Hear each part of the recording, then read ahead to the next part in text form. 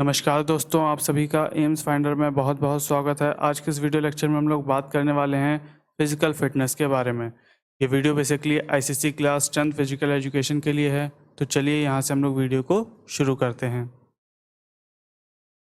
अब हम लोग चैप्टर को डिटेल में शुरू करने से पहले एक चैप्टर का पूरा एक इंट्रोडक्शन ले लेते हैं। देखिए फिर, physical fitness play an important role in fulfilling the objectives of physical education. देखिए, फिजिकल जो फिटनेस है वो एक इम्पॉर्टेंट रोल प्ले करता है fulfilling the objective of physical education. Physical education के ऑब्जेक्टिव को पूरा करने के लिए जो फिजिकल फिटनेस है एक बहुत ही इम्पॉर्टेंट रोल प्ले करता है। ठीक है, अब आप लोगों का एक क्वेश्चन होगा कि ऑब्जेक्टिव्स क्या हैं फिजिकल एजुकेशन के। तो देखिए, ऑब्जेक्टिव्स को मैं डिटेल में बता चुका हूँ जो मैंने वीडियो बनाया था physical education ICSE class 10th के ऊपर। उस वाले वीडियो में मैंने डिटेल में बताया कि आखिर ऑब्जेक्टिव ऑफ फिजिकल एजुकेशन क्या है। ठीक है, तो उन्हीं ऑब्जेक्टिव को फुलफिल करने में physical fitness important role play करता है। ठीक है, फिर देखिए, जो फिजिकल फिटनेस प्रोग्राम है हम लोग इसे यूज्ड करते हैं वन ऑफ द मोड्स के जैसे, जिनके थ्रू हम लोग जो एम है फिजिकल एजुकेशन का उसको हम लोग अचीव्ड कर सकते हैं। ठीक है, यानी कि जो फिजिकल फिटनेस प्रोग्राम है इसको हम लोग यूज करते हैं वन ऑफ द मोड्स के जैसे, जिसके थ्रू हम लोग एम ऑफ फिजिकल एजुकेशन को अचीव्ड कर सकते हैं। ठीक है, फिर देखिए, अब हम लोग नेक्स्ट पॉइंट के ऊपर यहाँ पे बात करते हैं। देखिए, जो प्रेजेंट टाइम पे ह्यूमन लाइफ है, ठीक है, यहाँ पे मेंस लाइफ का मतलब है ह्यूमन लाइफ से। ठीक है, जो प्रेजेंट टाइम पे यानी कि मेंस लाइफ है ये पूरी तरीके से फिजिकल और मेंटल स्ट्रेस से इस समय है। ठीक है, which can be relieved only, और जिसको हम लोग रिलीव कर सकते हैं सिर्फ और सिर्फ जब व्यक्ति फिजिकली फिट होगा। ठीक है, और साइकोलॉजिकल बैलेंस्ड होगा एंड सोशली वेल एडजस्टेड होगा। ठीक है, तो जो व्यक्ति इन तीनों चीज़ों में प्रॉपरली मेंटेन्ड होगा वही आज के इस प्रेजेंट टाइम पे फिजिकली और मेंटल स्ट्रेस से रिलीव्ड हो पाएगा। ठीक है, फिर यहाँ पे देखिए, healthy and fit society fulfil करती है WHO के ऑब्जेक्टिव्स को। ठीक है, तो अब सब बच्चों को अब इतना तो पता ही होगा कि WHO क्या होता है। ठीक है, WHO एक UNO का पार्ट है। ठीक है, यानी कि यूनाइटेड नेशन ऑर्गेनाइजेशन का WHO पार्ट है। ठीक है, अब सभी बच्चों के लिए एक मेरा क्वेश्चन है कि WHO की नीचे कमेंट सेक्शन में मुझे बताइए कि फुल फॉर्म आखिर क्या होती है। ठीक है, फिलहाल अब हम लोग अपने पॉइंट की तरफ आते हैं। तो देखिए, healthy and fit society fulfil करती है WHO के ऑब्जेक्टिव्स को। ठीक है, फिर देखिए, WHO के द्वारा एक सबसे अच्छी बात यहाँ पे कही गई है कि live most and serve the best. ठीक है, इसका हिंदी में मतलब है कि अधिक से अधिक जिएं और सर्वश्रेष्ठ सेवा करें। ठीक है, तो ये बात WHO द्वारा कही गई है। ठीक है, फिर हम लोग अब आते हैं अपने लास्ट पॉइंट के ऊपर। देखिए, जो फिजिकल फिटनेस है वो वंस रिचेस्ट पोजेशन है। ठीक है, अब इसका क्या मतलब हुआ, देखिए, इसका ये मतलब है कि शारीरिक तंदुरुस्ती सबसे बड़ी संपत्ति होती है। ठीक है, और इसको हम लोग परचेज्ड नहीं कर सकते हैं। ठीक है, इसे खरीदा नहीं जा सकता है, इसे हम लोग अर्न कर सकते हैं through a daily routine of physical exercise. जब हम लोग डेली रूटीन में फिजिकल एक्सरसाइज करेंगे। ठीक है, फिजिकल एक्सरसाइज में हर चीज़ आती है। ठीक है, योगा आता है, जिम आती है, स्पोर्ट्स आते हैं। ठीक है, हर चीज़, तो यहाँ पे इन तरीके की चीज़ें आती हैं फिजिकल फिटनेस में। तो जब हम ये डेली रूटीन में करेंगे तब जाके हम कहीं से अर्न कर पाएंगे फिजिकल फिटनेस को। ठीक है, आगे बढ़ते हैं। अब हम लोग बात करते हैं मीनिंग ऑफ फिजिकल फिटनेस के बारे में। देखिए, यहाँ पे it is the capacity of an individual to do work effectively with joy and pleasure. देखिए देखिए, फिजिकल फिटनेस एक तरीके की कैपेसिटी है ऑफ एन इंडिविजुअल की, जिससे कि जो हमारा काम होता है हम उसे प्रभावी ढंग से करते हैं और साथ ही साथ खुशी के साथ में करते हैं और आनंदित होकर करते हैं। देखिए, कई सारे बच्चे यहाँ पे इसे नहीं समझ पाए होंगे।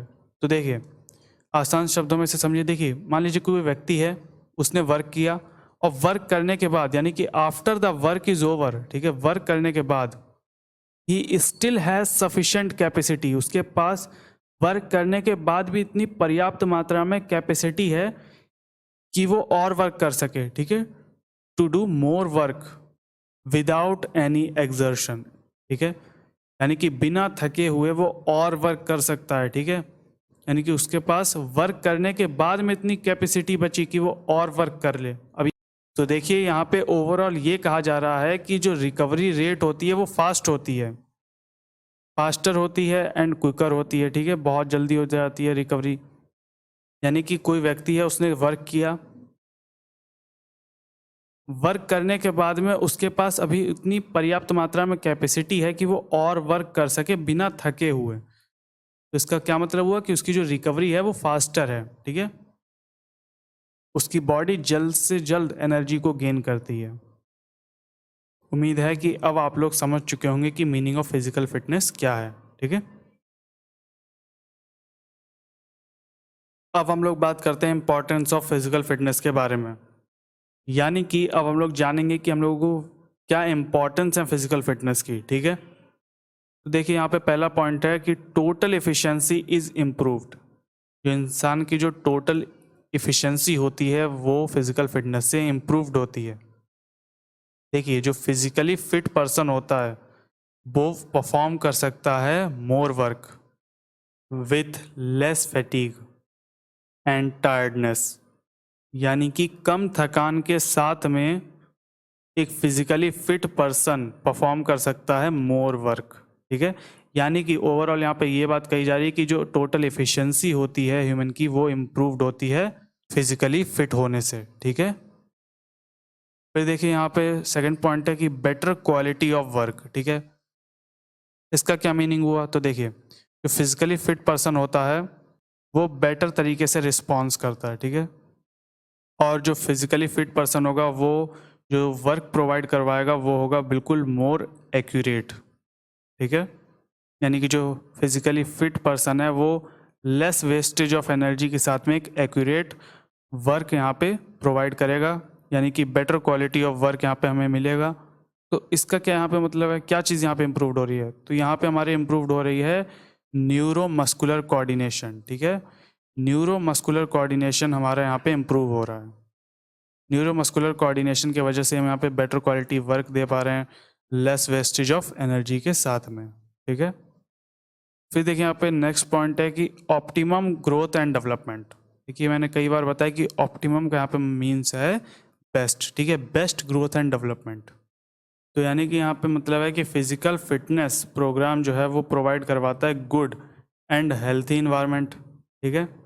तो जब गुड एंड हेल्थी इन्वायरमेंट होगा तो ये सब चीज़ें हेल्प करती हैं कि ऑप्टिमम ग्रोथ एंड डेवलपमेंट हो सके, ठीक है, यानी कि best quality of growth and best quality of development हो सके ह्यूमन का। तो physical fitness programme optimum growth and development पाने में भी हेल्प करता है, ठीक है। आगे बढ़ते हैं अब हम लोग। फिर देखिए यहाँ पे हम लोग बेटर यूटिलाइजेशन कर सकते हैं ऑफ टाइम।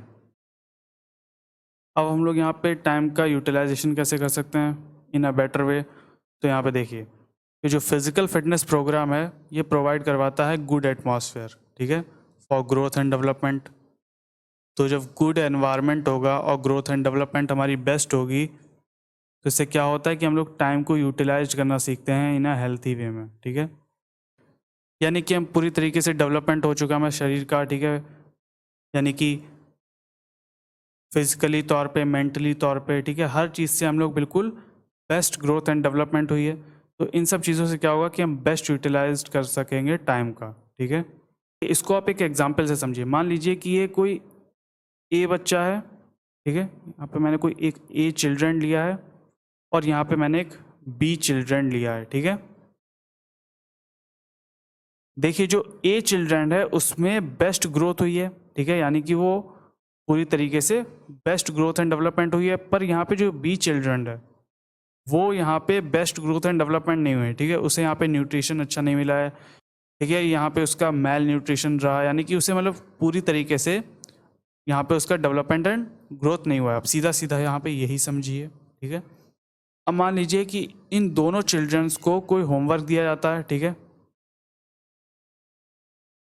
यहाँ पे इन्हें एक होमवर्क दिया गया इन दोनों को, और सेम होमवर्क है, ठीक है, ये सेम होमवर्क है, पर इन दोनों में से इस होमवर्क को पहले कौन करेगा, ठीक है, इन दोनों को दिया गया होमवर्क, तो इनमें से सबसे पहले ए वाला ये बच्चा करेगा होमवर्क को, क्योंकि इसका जो ग्रोथ एंड डेवलपमेंट है वो बेस्ट क्वालिटी का हुआ है, ठीक है, क्योंकि ये यहाँ पे मेंटली काफ़ी स्ट्रांग है, ठीक है, और ये फिजिकली भी काफ़ी स्ट्रांग है, ठीक है, तो ये सब चीज़ें हैं कि ये बच्चा जो है वो मेंटली काफ़ी अच्छा है, ठीक है, पढ़ने में अच्छा है, क्योंकि ये मेंटली स्ट्रांग इसलिए क्योंकि इसमें इसके केस में यहाँ पे ग्रोथ एंड डेवलपमेंट इसकी बिल्कुल बेस्ट क्वालिटी की हुई है। पर यहाँ पे जो बी जो बच्चा है, यहाँ पे इसको होमवर्क करने में थोड़ी देर लगेगी, ठीक है, क्योंकि इसका यहाँ पे ग्रोथ एंड डेवलपमेंट सही तरीके से नहीं हो पाया है, ठीक है, तो ये बच्चा यहाँ पे जल्दी काम को कंप्लीट कर रहा है, तो यहाँ पे ये जो बी बच्चा है यहाँ पे थोड़ा देर से काम को कंप्लीट कर रहा है, यानी कि टाइम का यहाँ पे यूटिलाइज्ड कौन कर रहा है,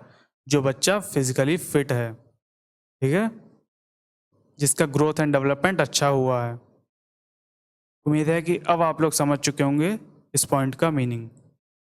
अब हम लोग नेक्स्ट वाले पॉइंट के ऊपर यहाँ पे बात करते हैं, prevents health hazards and health problems. इसका क्या मतलब हुआ, देखिए, जो प्रोग्राम है फिजिकल फिटनेस, ये इम्प्रूव करता है हमारे इम्यून सिस्टम को, ठीक है, जब व्यक्ति फिजिकली फिट होगा, डेली एक्सरसाइज करेगा, तो उसका जो इम्यून सिस्टम है वो बहुत ही स्ट्रांग होता है, ठीक है, जब इम्यून सिस्टम स्ट्रांग होता है तो जो अलग अलग तरीके की जो वेरियस टाइप ऑफ डिजीज़ हैं, ठीक है, तो इन सब चीज़ों से जो हमारा इम्यून सिस्टम है डिजीज से हमें प्रिवेंट करता है, ठीक है, इम्यून सिस्टम हमें प्रिवेंट करता है वेरियस टाइप ऑफ डिजीज से, ठीक है, यानी कि यहाँ पे टोटल बात ये कही जा रही है कि जो हीलिंग रेट है वो फास्टर है, ठीक है, फास्टर एंड क्विकर है, जल्द से जल्द हमारी हीलिंग हो जाती है, ठीक है। फिर हम लोग बात करते हैं नेक्स्ट वाले पॉइंट के ऊपर, तो देखिए, development of social qualities. Physically fit होने से सोशल क्वालिटीज़ भी डेवलप होती हैं। देखिए, through physical activities many social qualities are develop, ठीक है, कई सारी सोशल क्वालिटीज़ डेवलप होती हैं, जैसे कि cooperation, adjustment, tolerance, patience, leadership, उनके जैसी कुछ अन्य चीज़ें भी जो सोशल क्वालिटीज़ में आती हैं, तो ये सब चीज़ें हमारी डेवलप्ड होती हैं थ्रू अ फिजिकल एक्टिविटी। ये सब चीज़ें हम लोगों को हेल्प करती हैं to adjust well in society. अब हम लोग बात करते हैं इम्प्रूव फिजियोलॉजिकल फंक्शनिंग, यानी कि जो शारीरिक फंक्शनिंग होती हैं वो चीज़ें भी इम्प्रूव होती हैं यहाँ पे, ठीक है। इसका क्या मतलब हुआ, देखिए, जो फिजिकल फिटनेस प्रोग्राम है ये इम्प्रूव करता है हमारी फंक्शनिंग ऑफ वेरियस सिस्टम्स को, ठीक है, जितने भी हमारे बॉडी में सिस्टम्स हैं उन सब की फंक्शनिंग यहाँ पे इम्प्रूव होती है, यानी कि यहाँ पे ओवरऑल ये कहा जा रहा है कि जो बॉडी वर्क है वो efficiently and effectively without any disorder, ठीक है, बिना किसी डिसऑर्डर के इफ़ेक्टिवली और इफ़िशेंटली बॉडी हमारी वर्क करती है, और बॉडी में जो फंक्शनिंग है वो हमारी यहाँ पे इम्प्रूव होती है। फिर हम लोग अब बात करते हैं नेक्स्ट वाले पॉइंट के ऊपर, तो देखिए, गुड लुकिंग फिजिक।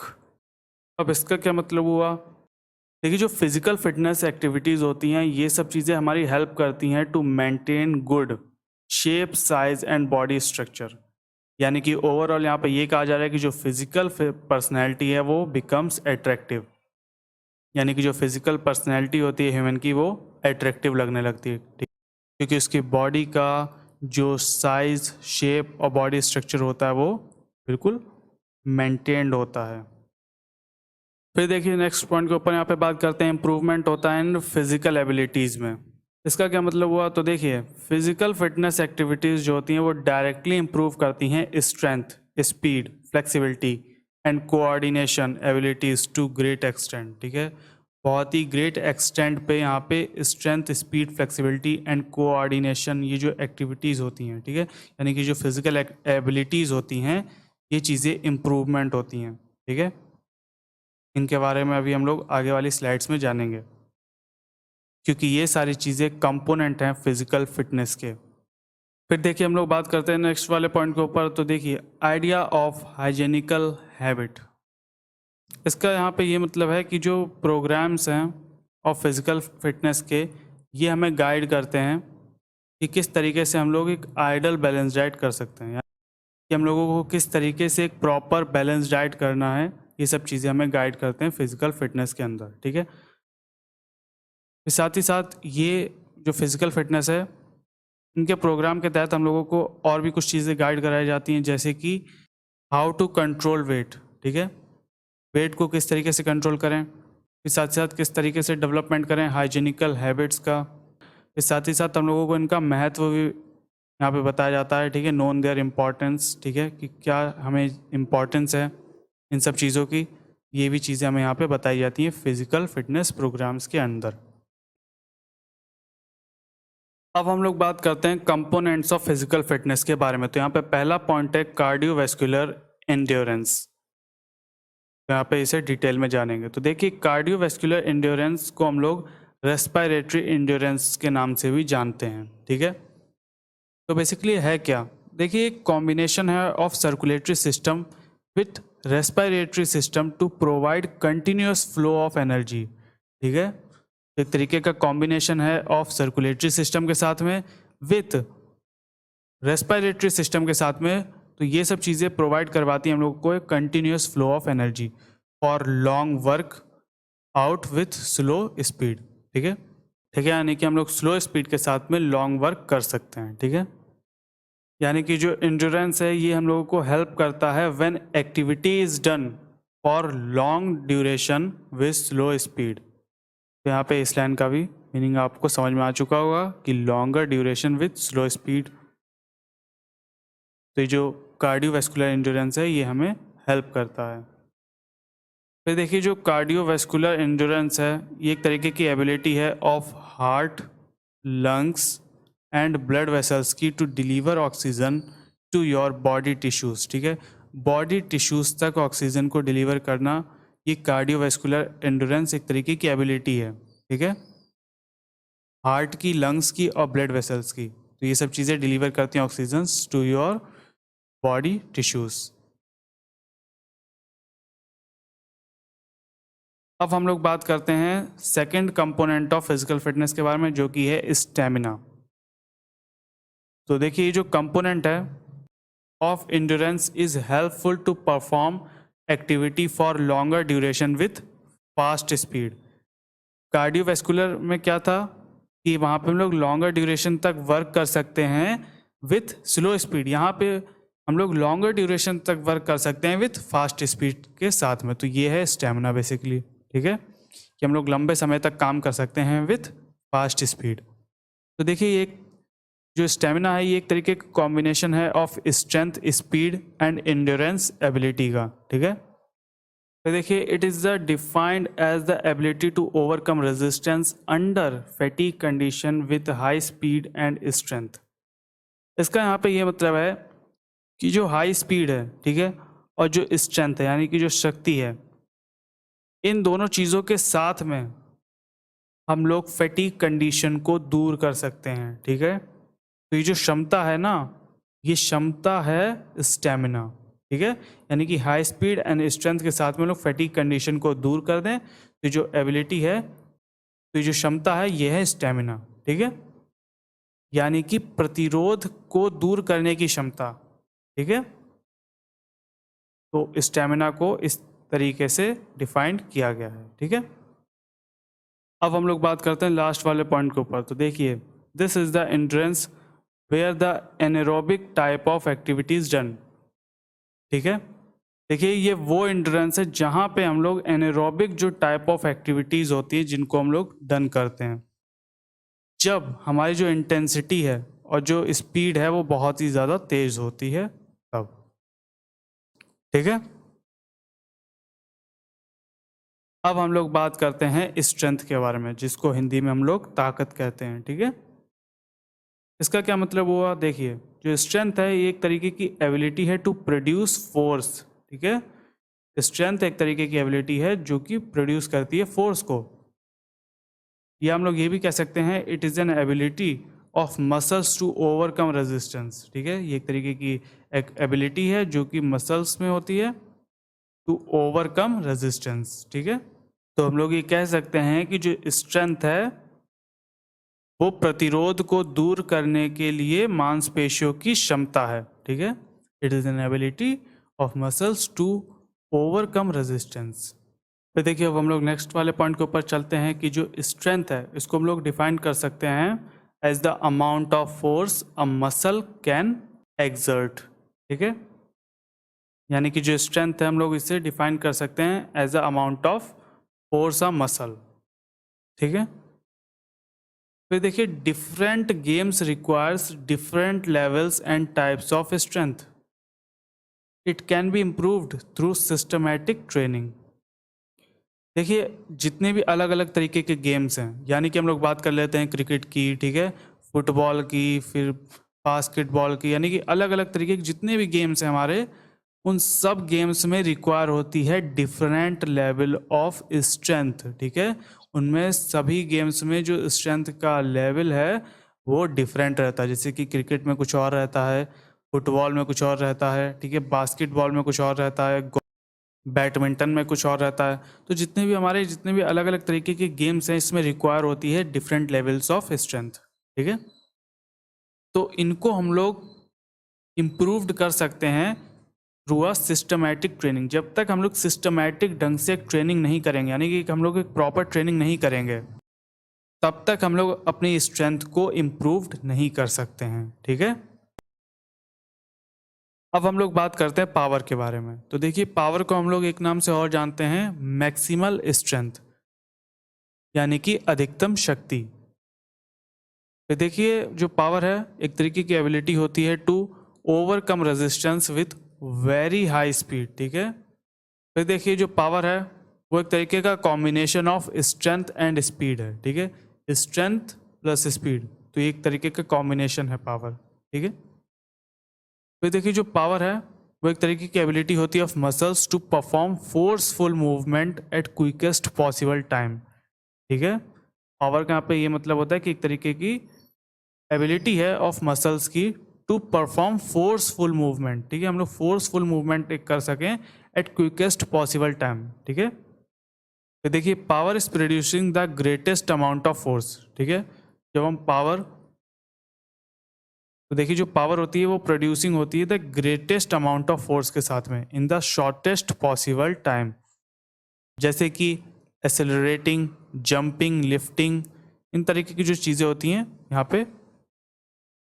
तो यहाँ पे इन सब चीज़ों से बताया जा रहा है कि greatest amount of force produce होती है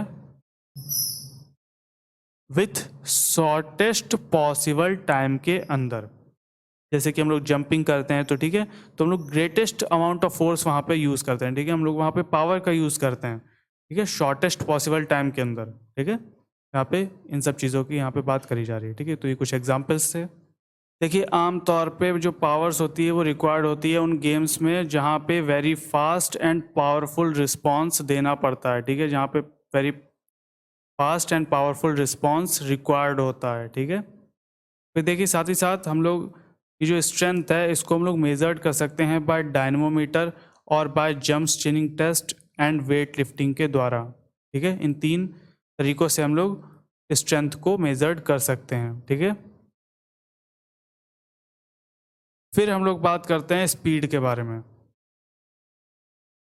देखिए ये एक तरीके की एबिलिटी होती है जो कि हम लोग परफॉर्म करते हैं मूवमेंट एट फास्टर रेट में। ठीक है, अगर हम दूसरे शब्दों में कहें तो एक तरीके की एबिलिटी होती है to move fast as possible. ठीक है, यानी कि जितना जल्दी हो सके हम उतना जल्दी मूव कर सकें। ठीक है, तो हम लोग ये कह सकते हैं कि जो स्पीड है वो बेसिकली डिपेंडेंट है ऑन हेरिडिटी पे। ठीक है, हेरिडिटी फैक्टर पे यहाँ पे स्पीड डिपेंडेंट होती है। ठीक है, but it can be improved through proper training. पर अब हम यहाँ पे ये भी नहीं कह सकते हैं कि जो हेरिडिटी है वो फुल्ली डिपेंडेंट है स्पीड पे।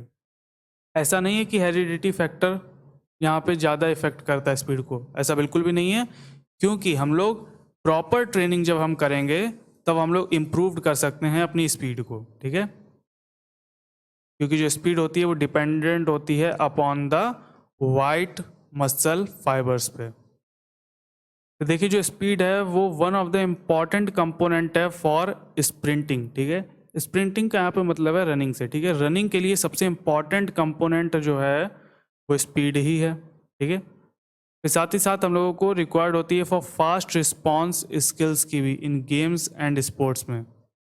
ठीक है, स्पीड। ठीक है, तो ये काफ़ी चीज़ आवश्यक होती है for fast response skills in games and sports. तो देखिए जो स्पीड है हम लोग उसको मेजर कर सकते हैं through reflex test, short sprint. ठीक है, तो इन चीज़ों से हम लोग मेजर कर सकते हैं स्पीड को। ठीक है, तो देखिए हम लोग स्पीड को 3 टाइप्स में रखते हैं। तो पहला यहाँ पे रिएक्शन टाइम, दूसरा यहाँ पे एक्सेलरेशन और तीसरा यहाँ पे स्पीड ऑफ मूवमेंट। देखिए अब हम इन तीनों पॉइंट को डिटेल में जानेंगे। आप लोग इसको एक तरीके से रनिंग के रूप में समझिए। ठीक है, जैसे कि मान लीजिए कि यहाँ पे कई सारे रनर खड़े हैं। ठीक है, तो ये हो गया पहला फेज। ठीक है, यहाँ पे एक एक करके यहाँ पे ये रनर खड़े हुए हैं। ठीक है, और इन्हें यहाँ तक पहुँचना है। ठीक है, ये एक फिनिश लाइन है, यहाँ पे इन्हें आना है। ठीक है, और ये है इनका पूरा का पूरा पाथ। ठीक है, जिस रास्ते से इन्हें यहाँ तक पहुँचना है। तो देखिए जैसे कि यहाँ पे 3 फेजेस हैं, यानी कि ये है स्टार्टिंग पॉइंट, ये है इनका पाथ जहाँ पे ये रनिंग कर रहे हैं विथ फुल स्पीड के साथ में, और ये है इनका फिनिश्ड पॉइंट। ठीक है, तो जैसे कि ये यहाँ पे 3 फेजेस में है, वैसे ही जो रनिंग का जो प्रोसेस होता है वो भी 3 फेजेस में आप मान लीजिए। जैसे कि रिएक्शन टाइम, इसका क्या मतलब हुआ? देखिए जो टाइम जो लिया जाता है बाय द बॉडी, ठीक है, यानी कि जो समय जो लिया जाता है बॉडी द्वारा to response immediately after the stimulus, इसका यहाँ पे ये मतलब है कि ये बॉडी का फर्स्ट रिएक्शन होता है to bring body into action. ठीक है, बॉडी को एक्शन में लाने का समय। ठीक है, यानी कि ये पहला रिएक्शन होता है कि जो बॉडी है वो एक्शन में आ रही है। ठीक है, तो जब बॉडी जो फर्स्ट रिएक्शन देती है एक्शन में लाने के लिए, ठीक है, तो उस समय को हम लोग कहते हैं रिएक्शन टाइम। ठीक है, यहाँ पे दौड़ने के लिए यहाँ पे तैयार हो चुके हैं पूरी तरीके से। ठीक है, इन्होंने अपनी बॉडी को फर्स्ट रिएक्शन दे दिया है। फिर देखिए यहाँ पे जो सेकेंड फेज है वो है एक्सेलरेशन। ये वो समय है जो बॉडी द्वारा लिया जाता है जिससे कि जो बॉडी है टू द मैक्सिमम स्पीड। ठीक है, यानी कि ये हमें हेल्प करती है to gain initial speed during action. यानी कि जो रनर हैं इन्होंने अपनी रनिंग जो है वो स्टार्ट कर दी, यानी कि जो रेस है यहाँ पे स्टार्ट हो चुकी है, और इस रेस में ये लोग अपनी मैक्सिमम स्पीड को अचीव कर रहे हैं। ठीक है, इस यहाँ पे ये लोग रीच करना चाहते हैं। ठीक है, पहुंचना चाहते हैं टू मैक्सिमम स्पीड, यानी कि अपनी बॉडी को एक्सेलरेट कर रहे हैं। तो ये जो समय बॉडी ले रही है इसको हम लोग कहते हैं एक्सेलरेशन। फिर आता है speed of movement. Speed of movement का यहाँ पे मतलब है कि क्विकनेस ऑफ कंप्लीट एक्शन और मूवमेंट।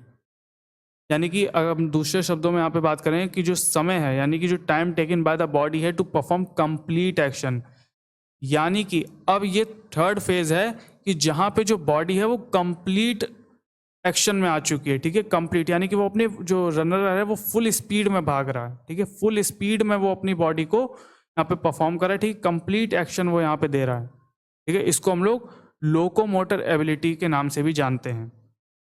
यानी कि यहाँ पे जो रनर हैं जितने भी वो यहाँ पे कंप्लीट एक्शन में है। ठीक है, कंप्लीट एक्शन में है यहाँ पे। ठीक है, यानी कि जो उनकी बॉडी है वो परफॉर्म कर रही कंप्लीट एक्शन में। ठीक है, तो इन 3 फेजेस से आप समझ चुके होंगे स्पीड को। ठीक है, 3 टाइप होते हैं बेसिकली, रिएक्शन टाइम, एक्सेलरेशन और स्पीड ऑफ मूवमेंट।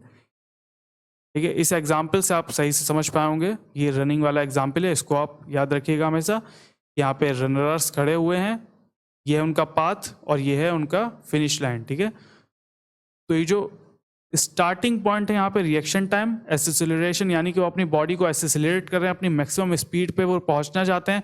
और जब बॉडी मैक्सिमम स्पीड पे पहुंच गई, यानी वो कंप्लीट एक्शन में है उसकी बॉडी रनर की, तो वो होता है स्पीड ऑफ मूवमेंट। ठीक है, इसको हम लोग लोकोमोटर एबिलिटी के नाम से भी जानते हैं। अब हम लोग बात करते हैं फ्लेक्सिबिलिटी के बारे में। तो ये देखिए ये एक तरीके की एबिलिटी होती है जॉइंट्स की to move in maximum range. ठीक है, जॉइंट्स को हम लोग मूव करते हैं मैक्सिमम रेंज में। ठीक है, तो एक तरीके की जो एबिलिटी होती है उसको हम लोग कहते हैं फ्लेक्सिबिलिटी। दूसरे शब्दों में कहें तो यानी कि एक तरीके की रेंज है ऑफ अ जॉइंट। ठीक है, जॉइंट्स की रेंज है टू मूव मैक्सिमम। ठीक है, यानी कि हम लोग जॉइंट्स को मूव करें मैक्सिमम। ठीक है, तो ये होती है फ्लेक्सिबिलिटी। देखिए फ्लेक्सिबिलिटीज वेरी करती है from joint to joint due to its structure surrounding adjoining ligament tendons and muscles. It is measured through flexometer. और फ्लेक्सिबिलिटी को हम लोग मेज़र कर सकते हैं थ्रू फ्लेक्सोमीटर के ज़रिए। ठीक है, देखिए जो फ्लेक्सिबिलिटी होती है वेरी करती है फ्रॉम जॉइंट टू जॉइंट। ठीक है, क्योंकि जो स्ट्रक्चर होते हैं जो सराउंडिंग जॉइंट्स के, ठीक है, वो भी यहाँ पे वेरी करते हैं। ठीक है, फिर जो एडजॉइनिंग लिगामेंट्स हैं, टेंडन्स हैं और जो मसल्स हैं उनके अराउंड किस तरीके की जॉइंट्स हैं, तो जॉइंट्स की जो फ्लेक्सिबिलिटी है वो वेरी करती है। अब हम लोग बात करते हैं एजिलिटी और कोऑर्डिनेटिव एबिलिटी के बारे में। तो ये क्या है बेसिकली, देखिए ये एक तरीके की एबिलिटी है जो बॉडी परफॉर्म करती है मूवमेंट, ठीक है, विथ परफेक्शन एंड इफिशिएंसी। देखिए जो बॉडी है वो परफॉर्म करती है मूवमेंट विथ परफेक्शन, ठीक है, बिल्कुल परफेक्ट एंड इफिशिएंसी के साथ में। आप इसे इससे समझिए, देखिए ये एक तरीके की एबिलिटी है of human body to change direction quickly and effectively. ठीक है, ये ह्यूमन बॉडी में एक तरीके की एबिलिटी होती है जो कि चेंज कर सकती है डायरेक्शन क्विकली एंड इफेक्टिवली, यानी कि शरीर की दिशा को जल्दी से और प्रभावी ढंग से बदलने की क्षमता है ये। देखिए इसे दूसरे शब्दों में भी आप समझ लीजिए, ये एक तरीके की एबिलिटी है टू चेंज मूवमेंट। ठीक है, हम लोग अपने मूवमेंट को चेंज कर सकते हैं, डायरेक्शन को चेंज कर सकते हैं इन द शॉर्टेस्ट टाइम में विदाउट गेटिंग अनबैलेंस्ड। ठीक है, बिना अनबैलेंस्ड हुए हम लोग अपने मूवमेंट और डायरेक्शन को शॉर्टेस्ट टाइम पीरियड में चेंज कर सकते हैं। यहाँ पे हम लोग ऐसा भी कह सकते हैं कि बिना अनबैलेंस्ड हुए हम लोग अपने मूवमेंट को चेंज कर सकते हैं, अपने डायरेक्शन को चेंज कर सकते हैं in the shortest time period में। तो ये हम कैसे कर पा रहे हैं, ये सिर्फ और सिर्फ हम लोग कोऑर्डिनेटिव एबिलिटी की वजह से ही कर पा रहे हैं। ठीक है, यानी कि ओवरऑल यहाँ पे ये कहा जा रहा है कि ये चीज़ें हमें प्रोवाइड करवाती हैं गुड बैलेंस। ठीक है, जो कोऑर्डिनेटिव एबिलिटी है ये हम लोगों को प्रोवाइड करवाती है good balance of body during action. ठीक है, जब भी बॉडी एक्शन में हो तो हम लोगों को एक गुड बैलेंस प्रोवाइड करवाती है कोऑर्डिनेटिव एबिलिटी।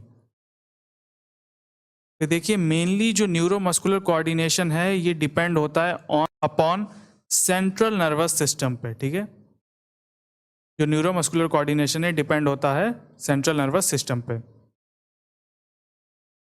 फिर देखिए कोऑर्डिनेटिव एबिलिटी लगभग हर गेम में बहुत ही ज़्यादा ज़रूरी होती है। ठीक है, it is required for almost every game. उम्मीद है अब आप लोग समझ चुके होंगे कोऑर्डिनेटिव एबिलिटी को। अब हम लोग बात करते हैं बैलेंस के ऊपर। बैलेंस को हम लोग हिंदी में संतुलन भी कहते हैं। तो देखिए बैलेंस बेसिकली है क्या, ये एक तरीके की एबिलिटी है टू स्टे अपराइट और stay in control of body movement on small place और maintaining equilibrium at small point. देखिए यहाँ पे ये कहा जा रहा है कि छोटी जगह पर खुद को बैलेंस करना या छोटे बिंदु पर खुद को बैलेंस करना या बनाए रखने की क्षमता को हम लोग बैलेंस कहते हैं। ठीक है, यानी कि शरीर को प्रॉपरली मेंटेनिंग इक्विलिब्रियम। ठीक है, इक्विलिब्रियम शरीर को बना देना। ठीक है, यानी कि शरीर का जो बैलेंस है वो प्रॉपर रहे। फिर देखिए बैलेंस एक तरीके की एबिलिटी होती है टू मूव टू और more body parts under control and smoothly and efficiently. देखिए दो या दो से ज़्यादा जो बॉडी पार्ट्स होते हैं अंडर कंट्रोल और स्मूथली एंड इफिशिएंटली वर्क करें, ठीक है, मूव करें, तो उस एबिलिटी को भी कहा जाता है बैलेंस। ठीक है, अब देखिए बैलेंस जो है वो दो तरीके के होते हैं, एक होता है स्टैटिक, एक होता है डायनेमिक। स्टैटिक का क्या मतलब है, देखिए स्टैटिक का मतलब है कि it is a balancing at one stationary point. ठीक है, यानी कि एक जगह पे खड़े रहना। ठीक, यानी कि एक जगह पे खड़े रहने की यहाँ पे बात हो रही है। ठीक है, यानी कि एक जगह पे आप खड़े हैं और वहाँ पे आपको बैलेंस बनाना है। ठीक है, यहाँ पे वन स्टेशनरी पॉइंट को यहाँ पे कहा जा रहा है। ठीक है, वन स्टेशनरी पॉइंट पे अगर आपको बैलेंस करना है तो उसको हम लोग कहते हैं स्टैटिक बैलेंस। यहाँ पे हमारा डायनेमिक बैलेंस, ये एक तरीके की एबिलिटी होती है to balance on moving point, ठीक है। अब यहाँ पे क्या है, यहाँ पे जो दूसरा केस है यहाँ पे थोड़ा डिफरेंट है। यहाँ पे हम लोग मूव कर रहे हैं, ठीक है, हम लोग यहाँ पे मूव कर रहे हैं, ठीक है, मूविंग हो रहे हैं, यहाँ पे हम एक पॉइंट से दूसरे पॉइंट की तरफ यहाँ पे जा रहे हैं, तो वहाँ पे हम लोगों को बैलेंस बनाना है, तो हम लोग उसको कहते हैं डायनेमिक बैलेंस। अब हम लोग बात करते हैं एक्यूरेसी के ऊपर। एक्यूरेसी आपको नाम से समझ में आ चुका होगा, यानी कि एक्यूरेट। इसका क्या मतलब हुआ, देखिए, it is a hitting the target to achieve goal, ठीक है। मान लीजिए हमने अपने टारगेट को हिट किया है, ठीक है, वो टारगेट कुछ भी हो सकता है, ठीक है, और हम लोग उसे अगर अचीव कर लेते हैं गोल को, ठीक है, तो वो कहलाता है एक्यूरेसी। दूसरे शब्दों में से समझिए, मान लीजिए कि ये एक तरीके की एबिलिटी है to hit the target to nearly 100% perfection, ठीक है। अगर हमने अपने टारगेट को हिट किया है विथ 100% परफेक्शन के साथ में, तो वो कहलाता है एक्यूरेसी। इसका सीधा सीधा आप एग्जाम्पल समझिए बास्केटबॉल। जैसे कि बास्केटबॉल में हम लोग, जो बॉल होती है हम लोग उसे बास्केट में, ठीक है, जो यहाँ पे बास्केट लगी होती है, तो बास्केट में हम उस बॉल को डालने की कोशिश करते हैं, ठीक है। जब वो बॉल बास्केट में चली जाती है तो हम ये चीज़ कह सकते हैं कि हमने अपने टारगेट को हिट किया है नियरली 100% परफेक्शन के साथ में, ठीक है। वो बॉल वहाँ पे बास्केट के अंदर 100% जाती है, ठीक है, तो हमने अपने टारगेट को हिट किया है विथ 100% परफेक्शन के साथ में, तो वो होती है एक्यूरेसी। फिर यही हम लोग बात करें स्पोर्ट्स में, एक्यूरेसी का बहुत ही ज़्यादा एक वाइटल कंपोनेंट है एक्यूरेसी, ठीक है, स्पोर्ट्स में। जैसे कि पासिंग, शूटिंग, एमिंग, मेजरमेंट, ठीक है, इस तरीके की जो चीज़ें होती हैं, ठीक है, ये देखिए, such as free throw percentage, ball to strike ratio, completion percentage, green hits in regulation are all evaluation of accuracy। तो देखिए ओवरऑल यहाँ पे ये कहा जा रहा है कि जो एक्यूरेसी है ये क्वालिटेटिव टर्म है जो कि डिस्क्राइब करता है कि how close to measurement are to the actual true value, ठीक है। ये चीज़ ये बताता है, ठीक है, डिस्क्राइब करता है कि हम लोग कितना क्लोज थे मेजरमेंट, ठीक है, हम लोग को एक एक्चुअल ट्रू वैल्यू का पता चलता है, ठीक है, कि हम लोग अपने टारगेट से कितना दूर हैं या कितना पास हैं, ठीक है। तो यहाँ पे ये चीज़ डिस्क्राइब करता है एक्यूरेसी। अब हम लोग बात करते हैं फैक्टर अफेक्टिंग फिजिकल फिटनेस के बारे में। अब हम जानेंगे ऐसे फैक्टर्स के बारे में जो कि प्रभावित करते हैं फिजिकल फिटनेस को। तो उनमें पहला पॉइंट है रेगुलर एक्सरसाइज। देखिए, रेगुलर एक्सरसाइज का यहाँ पे मतलब ये है कि we should perform exercise in a regular routine, कि हम लोगों को अपनी जो एक्सरसाइज है वो रेगुलर करनी है, ठीक है, रेगुलर रूटीन में करनी है।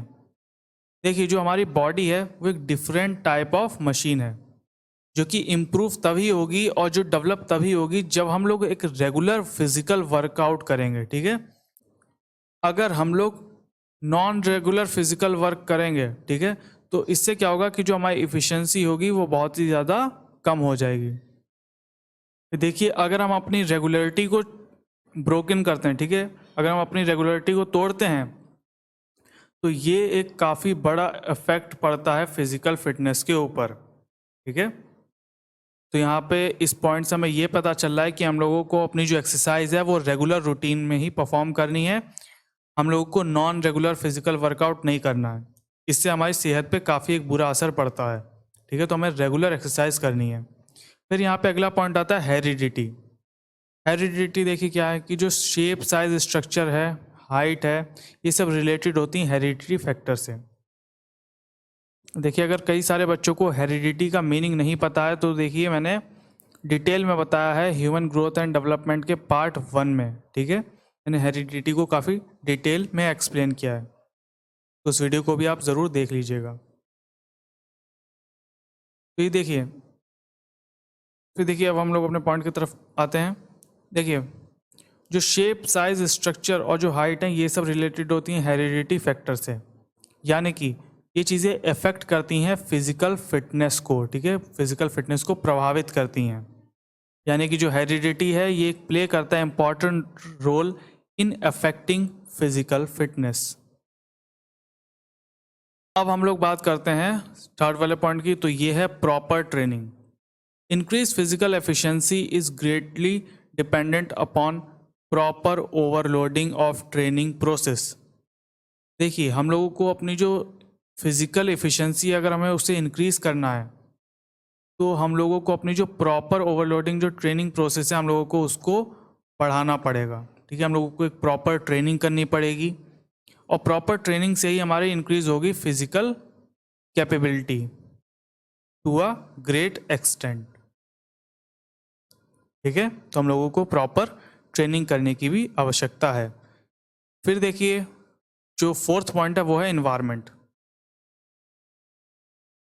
देखिए, जो हमारा क्लाइमेट है, वेदर है, टेम्परेचर है, पोल्यूशन है, नेचुरल इन्वायरमेंट है, ये सब चीज़ें इफ़ेक्ट करती है हमारे फिजिकल फिटनेस को। इसीलिए हम लोगों को क्लीन, सेफ और हाइजेनिकल इन्वायरमेंट अपने आसपास में रखना चाहिए।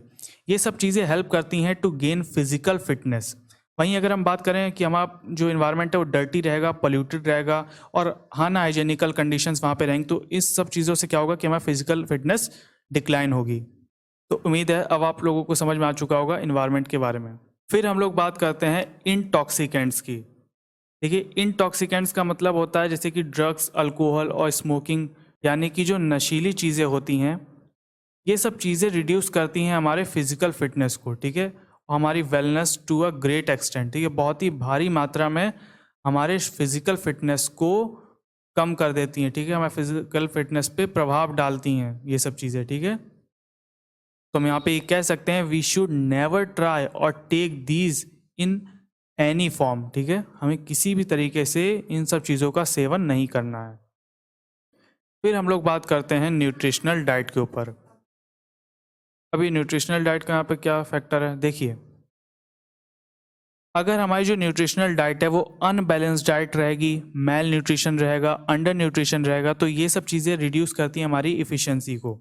वहीं अगर हम अपने न्यूट्रिशनल डाइट को इम्प्रूव करेंगे तो ये सब चीज़ें हमारे फिजिकल फिटनेस में इम्प्रूवमेंट लाती हैं। अब आप लोग समझ ही चुके होंगे कि we must take balance diet, यानी कि हम लोगों को बैलेंस डाइट लेना बहुत ही ज़्यादा ज़रूरी है। और देखिए, बैलेंस डाइट को लेने के लिए कुछ कंडीशंस होती हैं, यानी कि कुछ टाइप होते हैं बैलेंस डाइट के, जैसे कि activity, age, weight, climate, diseases. इसका क्या मतलब हुआ, देखिए, ये सब चीज़ें हैं, इन सब चीज़ों के अकॉर्डिंग भी हम लोगों को डिसाइड करना होता है कि हम लोग किस तरीके की बैलेंस डाइट लेंगे।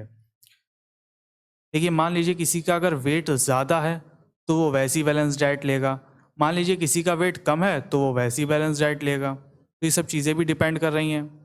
मान लीजिए किसी को डिजीज़ है, जैसे कि हम लोग अपनी नॉर्मल लाइफ में भी देखते हैं कि हम लोग कभी डॉक्टर के पास जाते हैं तो डॉक्टर हम लोगों को सलाह देता है कि ये सब चीज़ें हमें नहीं खानी, यानी कि वो भी बैलेंस डाइट की सलाह दे रहा है कि हम लोग को क्या चीज़ें खानी है, क्या चीज़ें नहीं खानी। तो डिजीज़ेस भी इन्हीं चीज़ों में आती हैं। ठीक है, हम लोगों को डिजीज़ेस के अकॉर्डिंग भी बैलेंस डाइट करनी पड़ती है। फिर एक्टिविटी भी और एजेस भी यहाँ पे एक बड़ा फैक्टर है। जैसे कि एक्टिविटी में आप मान लीजिए कि कोई स्पोर्ट्समैन, हम कोई गेम ले लेते हैं, जैसे कि मान लीजिए कोई क्रिकेटर है और मान लीजिए कोई रेसलर है, तो क्रिकेटर और रेसलर में फ़र्क है, इन दोनों की बैलेंस डाइट में भी फ़र्क होगा। तो यहाँ पे यही कहा जा रहा है कि हम लोगों को बैलेंस डाइट भी कंडीशंस वाइज ही देखना पड़ेगा। ठीक है, इन सब कंडीशंस को हमें देखना पड़ेगा कि वहाँ पे पर्सन कौन है, किस तरीके का पर्सन है, क्या वो कोई स्पोर्ट्समैन है, क्या वो अपनी बैलेंस डाइट वेट के लिए करना चाह रहा है, डिजीज़ेस के लिए करना चाह रहा है, क्या चीज़ें हैं। तो ये बैलेंस डाइट उस फैक्टर्स पे भी डिपेंड करता है। फिर देखिए, अब हम लोग बात करते हैं इमोशनल स्टेबिलिटी की। देखिए, जो स्टेबल इमोशंस होते हैं ये हमें इम्प्रूव करते हैं, ये इम्प्रूव करते हैं हमारे फिजिकल फिटनेस को। अगर हम अपने इमोशंस को स्टेबल नहीं रखेंगे, यानी कि अगर हम लोग स्ट्रेस ज़्यादा लेने लगे हैं, टेंशन ज़्यादा लेते हैं, तो इन सब का रिजल्ट क्या निकलता है कि हम लोग अपने फिजिकल फिटनेस को डिक्लाइन कर देते हैं। ठीक है, इसीलिए हम लोगों को अपने इमोशन को स्टेबल रखना ही पड़ता है। तो हम लोग इसे मैनेज कैसे करते हैं, हम लोग इसे मैनेज करते हैं, we can manage these by yoga techniques को यूज़ करके। ठीक है, योगा टेक्निक्स को हम यूज़ करके हम लोग अपने इमोशंस को स्टेबल रख सकते हैं। तो इसी के साथ आपका फिजिकल फिटनेस यहाँ पे कंप्लीट हो चुका है। अगर आप लोगों को कोई वीडियो पसंद आया तो लाइक बटन को दबाना मत भूलिएगा, और इस वीडियो को ज़्यादा से ज़्यादा बच्चों तक शेयर कीजिए। और अगर आप लोग नए हैं चैनल पे तो चैनल को सब्सक्राइब करना भी मत भूलिएगा। तो इसी के साथ यह वीडियो का अंत, मिलते हैं नेक्स्ट वीडियो में, तब तक के लिए जय हिंद, जय भारत।